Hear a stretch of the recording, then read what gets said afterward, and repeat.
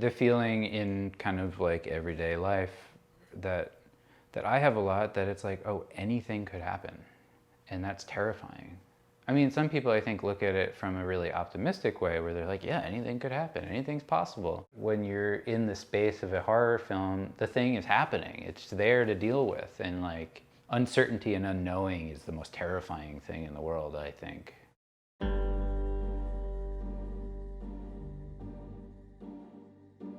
I set all of the works in domestic settings. There's different thresholds like windows and doors.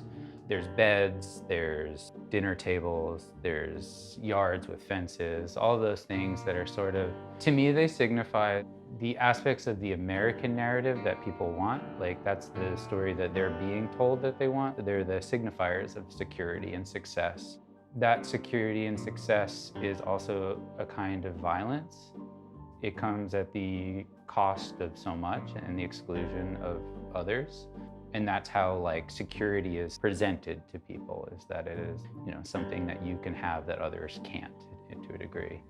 So to set these pieces and these images in these settings where the fence, the window, all of these things are sort of being threatened by just the idea of something crossing them. Like a lot of times I have people at a window like pressing up against the panes or with their hands on the fence. They're not, in my mind, aggressive, but their presence is, in that sense, aggressive towards those symbols. What I'm looking to do is present something that seems scary through that, but maybe we need to look for to get past those symbols of security. So like for a piece like this, every piece I try to make something that's like a new challenge, like something I haven't done before, and that's like what's exciting to work it out with. I'm trying to make this window that's like this perspective of a window frame, that this arm is coming through like this, kind of.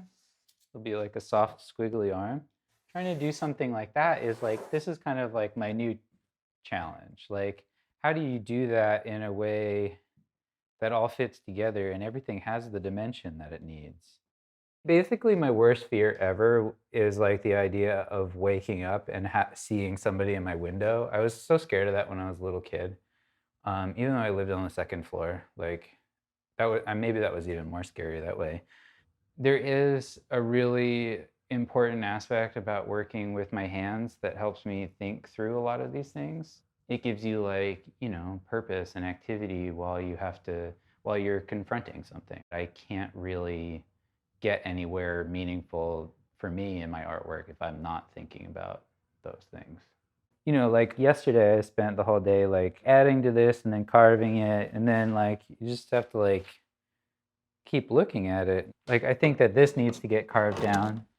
So it's just a process of like kind of like breaking it and then kind of like remolding it. Anything can be fixed, and I think that's something that like I always need it that way to be able to work on it, because otherwise I just get like oh, that just sucks. Should I mix some plaster maybe and like do that? This is what I really do. So I just wander around looking for all my stuff. So part of it was like I was working on these apartments with my kind of very generous boss at the time, who was very nice to me because I didn't know how to do anything.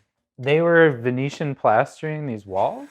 I got really curious about how Venetian plaster would just seem to be like this pigment mixed into plaster, and I was like, well, can you just do that with anything? And I was also working at a picture frame shop at the time that used milk paint. I've always really liked the color palette of that, and so I just took that and I started mixing it into joint compound to do like a kind of version of Venetian plaster. But yeah, painting's really hard. I think like if you had caught me a little earlier, like before this show, I would have had a hard time like calling them paintings. But like at this point, I feel like I do feel like they're paintings. One of the ways that I sort of arrange the work, I make the body an architectural space and architectural spaces bodily spaces, and can like sort of conflate the two. The main motivation for me in trying to depict these sort of like moments of like comforting or something, it's that somebody's opened a door in themselves where something else was that they didn't want to deal with. And I think it's very important that people deal with these things, that they don't keep them hidden away. Hands are always cast from my hands. You know, when you're remembering doing something, like what's the thing in your point of view? Your hands will probably be pretty clear. That's another reason why there's no faces or heads a lot of times, is because it's sort of like in the remembered version of yourself, like, would you have ever seen your face? Probably not. They're spooky ideas, you know, but also like the way your mind works is a little spooky. We don't understand it. And that's like how these things function again in like a narrative way. I mean, a lot of the work that I am making has to do with addiction and alcoholism. When I was growing up, my dad was in AA from a little bit after I was born. So like the idea of like your story being this part of the practice of AA, where like you get up in front of a room and you tell your story to people. I was so lucky to catch him at the moment where he was getting sober. And I feel like for him and for me, it was a lot like, you know, putting on a movie and falling asleep immediately and then waking up 3/4 of the way through, where like all of the emotional arcs are like peaking, but you have no idea how anything got that way. That's a really weird place to try to make sense of things. I also feel like that's a place that we're at in this country where I feel like people are like, how did we get here? People don't know how we got here because the right stories haven't been told. The narrative has been portrayed in this certain way where the main character has always been the one that benefits, which is the same way that an addict tells their story. They're always the main character. So that is something that I'm trying to get across in these works a little bit, is that sensation of having come to.